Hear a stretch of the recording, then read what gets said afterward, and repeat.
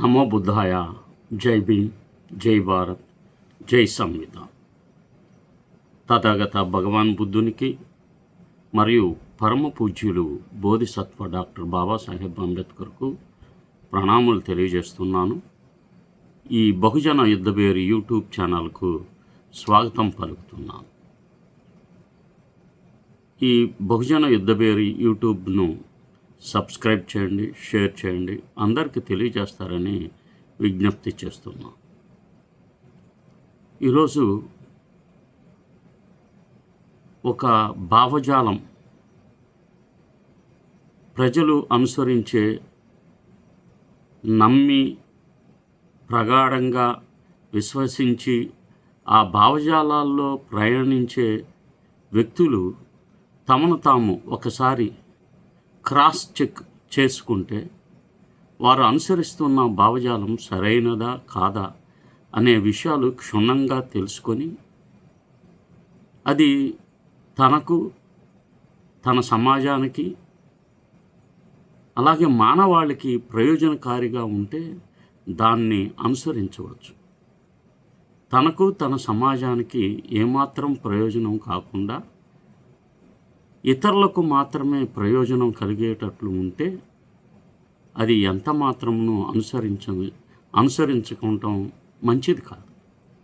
కనుక ఈ విషయాన్ని సమగ్రంగా అవగాహన చేసుకుంటానికి ఒక ఐడియాలజీ, భావజాలాలు ఈ దేశంలో పనిచేస్తున్నాయి. రకరకాల భావజాలాలు. అందులో పూలే అంబేద్కరిజం అనేది చాలా ముఖ్యమైనది. అవి ఆ ఐడియాలజీ ఏమిటో తెలుసుకోకుండా సామాజిక ఉద్యమాల్లో ప్రయాణం చేస్తే సత్ఫలితాలు ఇవ్వవు. ఈ విషయంపై నేను మాట్లాడాలనుకుంటున్నాను. మనకు వ్యతిరేకంగా, మన సమాజానికి వ్యతిరేకంగా ప్రయాణించే, కౌంటర్ చేసే ఐడియాలజీ మనువాద ఫాసిజం. మనువాద ఫాసిజాన్ని ఎదుర్కొనడానికి పూలే, పెరియార్, అంబేద్కర్ వాదుల వ్యూహాలు తెలుసుకోవాలి. ప్రపంచానికి తెలిసిన ఫాసిజం అంటే 1920 నుండి 1945 మధ్య ముస్సోలినీ పాలనలో కనిపించిన తీవ్ర నియంతృత్వ జాతీయవాద పరిపాలనా విధానాన్ని ఫ్యాసిజం అని పిలిచారు. ఫ్యాసిజం జాతీయత పేరట ప్రజా సమూహాలను ఒక తాటిపైకి తీసుకురావడానికి ప్రయత్నిస్తుంది. జాతీయత పేరుతో అల్పసంఖ్యాకులను విస్మరిస్తూ మెజార్టీ ప్రజలను ఒక తాటిపైకి తీసుకువచ్చి పాలించటం ఫ్యాసిజం యొక్క ముఖ్య లక్షణం. మైనార్టీల ఫ్యాసిజమే హిందూ మతోన్మాద ఫ్యాసిజం.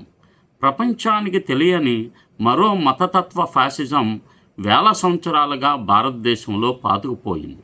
దురదృష్టవశాత్తు భారతదేశానికి ఒకే జాతీయత లేదు, ఒకే మతం కూడా లేదు, ఒకే కులం కూడా లేదు, ఒకే వర్గం కూడా లేదు. భారతదేశంలో విభిన్నమైన సామాజిక వ్యవస్థలు ఉన్నాయి. ఈ భిన్నమైన సామాజిక వ్యవస్థలను ఒకే వ్యవస్థ కిందకు తీసుకురావడానికి ఈ దేశ శత్రువులు మనువాద ఫాసిజాన్ని ఒక ఆయుధంగా ఎంచుకున్నారు. ఇతర దేశాల్లో ఫ్యాసిజం 19వ శతాబ్దంలో ఏర్పడితే భారతదేశంలో మనువాద ఫాసిజం 2000 సంవత్సరాలుగా ఈ దేశాన్ని పట్టిపీడిస్తున్న ఒక భారీ సామాజిక రోగం కొనసాగుతుంది. వైదిక వ్యవస్థ ఒక పెద్ద సామాజిక రుగ్మతగా ప్రారంభమై తరువాత బ్రాహ్మణిజం మరింత కఠిన రూపం దాల్చింది. తరువాత మనువాదం ఒక కఠిన సామాజిక నియంత్రణ వ్యవస్థగా మారింది. ఇప్పుడు అదే హిందూ మతోన్మాద రూపంలో జై శ్రీరామ్ వంటి నినాదాలతో మూలవాసులపై దాడి చేసే రాజకీయ ఆయుధంగా మారింది. ప్రస్తుత భారతదేశంలో హిందూ మతోన్మాద ఫ్యాసిజం పేరుతో మెజార్టీ ప్రజలను హిందూ మతం పేరట సమీకరించి అల్పసంఖ్యాకులైన దళితులు, ముస్లింలు, క్రైస్తవులపై దాడులు చేస్తూ మెజార్టీ ప్రజలను ఒక తాటిపైకి తీసుకురావడాన్ని హిందూ మతోన్మాద ఫ్యాసిజంగా పేర్కొంటున్నారు. గుప్తుల కాలం వర్ణ వ్యవస్థ బలపరిచిన యుగం. కామనేర 250 నుండి 540 వరకు గుప్తుల పాలనలో ప్రజాస్వామ్యబద్ధమైన ప్రాతినిధ్యం కలిగిన బౌద్ధాన్ని బలహీనపరిచి దాని స్థానంలో వర్ణాశ్రమ ధర్మాన్ని బలపరిచే మనువాదాన్ని అమలు చేయడం జరిగింది. అందుకే ఆ పాలనను ఆర్యవర్ణాలకు స్వర్ణయుగంగా బ్రాహ్మణిక చరిత్ర పేర్కొంది. మనువాద జాతీయతను పెంచడానికి ఇతిహాసాలు, పురాణాలు విస్తృతంగా రచింపబడ్డాయి. గుప్తుల కాలంలో శూద్రులు, అతిశూద్రులు తీవ్రమైన అణిచివేతకు, దోపిడీకి గురయ్యారు.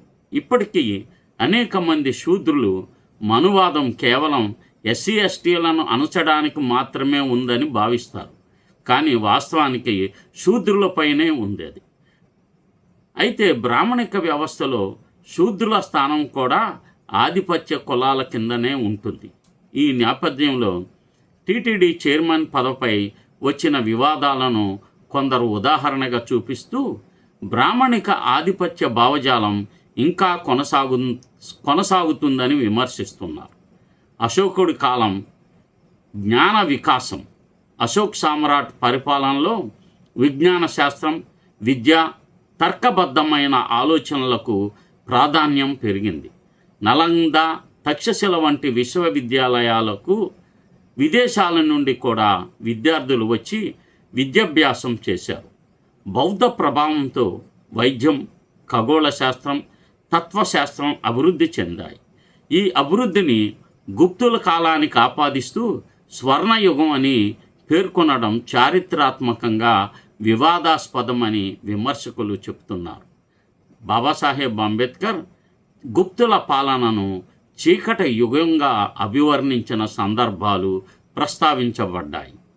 ఆధునిక హిందుత్వ రాజకీయాలు ఆర్ఎస్ఎస్ ప్రభావంతో జనసంఘ్ తర్వాత బీజేపీగా రూపుదిద్దుకుంది. విమర్శకుల అభిప్రాయం ప్రకారం కార్పొరేట్ వర్గాలకు అనుకూల ఆర్థిక విధానాలు, మరోవైపు మతపరమైన ధృవీకరణ రాజకీయాలు సమాంతరంగా నడుస్తున్నాయి.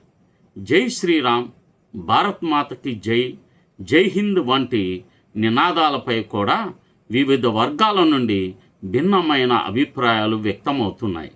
కొందరు వీటిని జాతీయ నినాదాలుగా భావిస్తే మరికొందరు వాటిని హిందూ జాతీయవాద రాజకీయాలలో భాగంగా విమర్శిస్తున్నారు.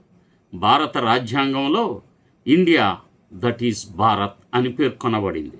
కానీ హిందూ దేశమని ఎక్కడా పేర్కొనబడలేదని రాజ్యాంగవాదులు గుర్తు చేస్తున్నారు. ఫ్యాసిజాన్ని అమలు చేయడానికి ఉపయోగించే రాజకీయ వ్యూహాలు విమర్శకుల అభిప్రాయం ప్రకారము ముస్లింలకు టికెట్లు తగ్గించడం, కొన్ని కులాలను రాజకీయంగా ఒంటరి చేయడం, మతపరమైన ధృవీకరణ, బీఫ్ పేరుతో దాడులు, జై శ్రీరామ్ నినాదం చెప్పలేదని హింస, అంబేద్కర్ విగ్రహాల అవమానాలు, అలాగే యజ్ఞాలు, పుష్కరాలు వంటి భారీ మత సమీకరణల కార్యక్రమాల వంటి చర్యలు హిందుత్వ రాజకీయాల వ్యూహాలలో భాగాలుగా ప్రస్తావించబడుతున్నాయి.